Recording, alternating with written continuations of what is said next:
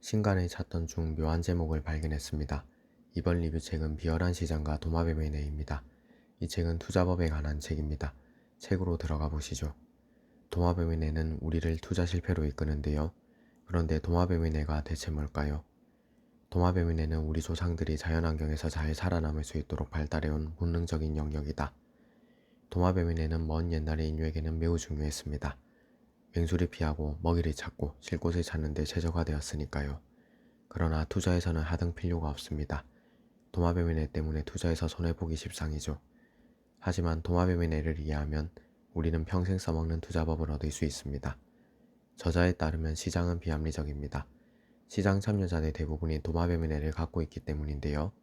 도마뱀의 뇌가 모였기 때문에 시장은 거품이 끼기도 하고 폭락하기도 하죠. 그러나 시장이 비합리적이기 때문에 큰 돈을 벌 기회가 있어요. 중요한 것은 비합리성을 유리하게 이용하는 방법이다. 즉 비싸게 팔고 싸게 사면 된다. 저자는 심리를 가장 강조합니다. 이 책에서는 80%의 심리학과 20%의 거시경제학을 바탕으로 시장에서 승리하기 위해 알아야 할 투자의 비밀과 법칙을 도출해냈다. 이 책은 사람들의 심리만 알아도 투자에 성공할 수 있다고 말하는데요. 저자는 친구의 예시를 들어줍니다. 친구가 오일 트레이딩을 하는데 경제 분석 없이 오직 상대방의 심리만 분석해서 큰 돈을 벌고 있습니다. 사람은 본능적으로 타인을 따라가기 쉽죠. 하지만 우리는 본능을 잘 억눌러야 합니다. 그렇게 해야 투자에 성공할 수 있어요. 외로워야 돈을 벌 수 있다. 높은 수익률을 얻으려면 투자자는 소외된 주식을 매수해야 한다. 그리고 그러기 위해서는 내가 남들과 다를 때 느끼는 감정적 고통을 받아들일 수 있어야 한다. 도마뱀의 뇌는 남들과 같은 길을 가려고 고집을 부려요. 우리는 이 본능을 억제해야 하죠. 외롭고 고통스럽더라도 말이죠. 참고로 이건 정말로 중요해서 언급할게요. 남들이 외면하는 주식이라고 무조건 사서는 안 됩니다. 피터 린치의 말대로 플로피 디스크나 마차 채찍회사에 투자해서는 곤란한 것이죠. 저는 항상 플로피 디스크, 마차 채찍을 염두에 둡니다.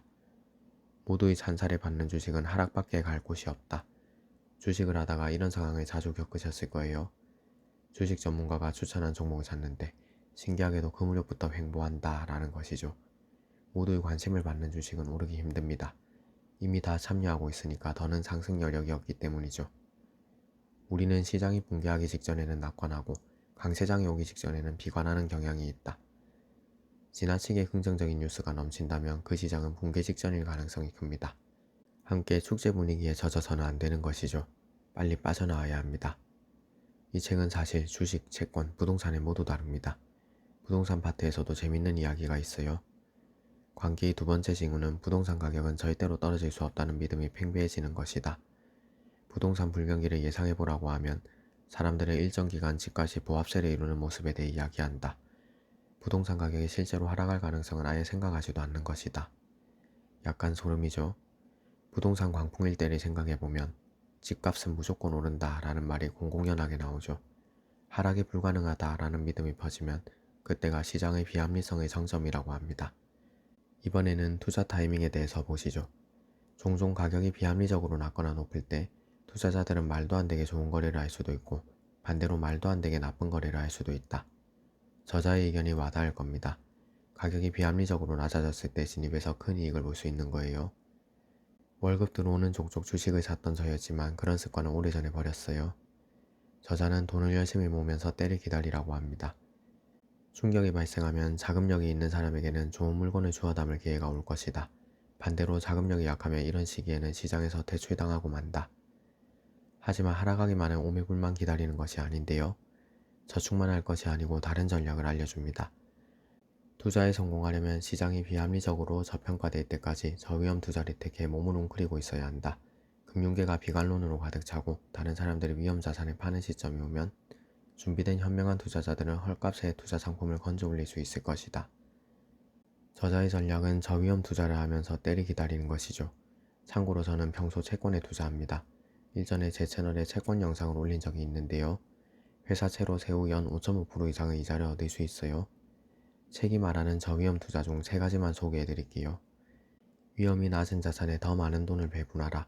주식을 일부 매도해라. 성장주에서 가치주로 비중을 옮겨라. 현금 및 단기 증권 보유를 늘려라. 단기 채권을 사라. 부채를 갚아라. 보상은 오직 역경에 견딜 수 있는, 그리고 거기서 이익을 얻을 수 있는 탄탄한 재정을 갖춘 사람들에게만 돌아간다. 우위에 설 수 있도록 부채를 줄여라. 참고로 책에서 말하는 단기 채권은 회사채가 아니라 국채입니다. 저자는 저위험 투자에만 머무는 것도 지향하는 듯합니다. 저위험 투자는 침체기에 대한 담보 또는 가격이 비합리적으로 낮아지는 순간을 위한 투자 대기 자금으로 생각해야 한다. 다음은 우리가 자주 맞닥뜨리는 상황입니다. 만약 그 아이디어가 지금이 아니면 지나가버릴 절호의 같고 당장 실행해야 할 만큼 절박하게 느껴진다면 그것은 도마뱀의뇌가 작동한 것이다. 투자 아이디어가 떠오른다 해도 그것을 실제로 실행하기까지는 상당한 유예 시간을 둬야 한다. 한때 부동산 경매를 공부하고 나자 낙찰 욕구가 굉장했는데요. 지금 낙찰 안 받으면 다른 사람이 채워갈 것 같더라고요. 정말 좋은 기회 같은데 라는 생각이 제 머리를 지배했죠. 앞으로도 저럴 기회라고 느껴지면 텀을 좀 둘까 싶습니다. 인플레이션에 관한 끔찍한 얘기만 소개하고 마무리할게요. 1920년대 독일이 겪은 인플레이션 얘기입니다. 평생 열심히 저축한 독일인이 어떤 결과를 맞이했을까요? 평생 동안 열심히 일해 돈을 모아놓았던 사람을 상상해보라. 좀 더 구체적으로 2천만 마르크를 모아놓았다고 해보자. 1920년에는 이 돈이면 풍요로운 여가 생활을 즐길 수 있었을 것이다. 그러나 불과 3년 후 이 돈으로는 우표 한 장도 살 수 없게 되었다. 마르크화로 돈을 저축했던 독일인들은 완전히 망해버린 것이다. 끔찍한 얘기죠. 정부에서 화폐를 너무 찍어내면 저런 일을 겪게 되는데요. 해외 시장에도 눈이 돌리든 물가 방어 상품에 투자하든 뭐라도 해야 하는 이유예요. 참고로 독일의 하이퍼 인플레이션은 정부가 화폐를 많이 찍어내면서 발생했다는군요. 이 책의 특징은 정말로 많은 예시가 등장한다는 것이에요. 예시는 주로 친구 얘기나 아내와의 일화입니다. 덕분에 지루할 틈이 없었어요. 투자서를 읽다 보면 점점 나만의 방법이 생깁니다. 이 책에서는 물타기와 적립식 매수를 금지했는데요. 사실 저는 즐겨 쓰는 방법이라서 투자 조언 정도로 생각하고 있습니다. 경상수지, 인플레이션에 관한 내용도 꽤 심도 깊게 다루는데요. 이 영상에 담으려니 너무 방대해지는 것 같아서 여기서 줄이겠습니다. 시간이 된다면 이 책을 읽어보세요. 도마뱀의 뇌를 이해하고 평생 써먹는 나만의 투자법을 개발할 겁니다.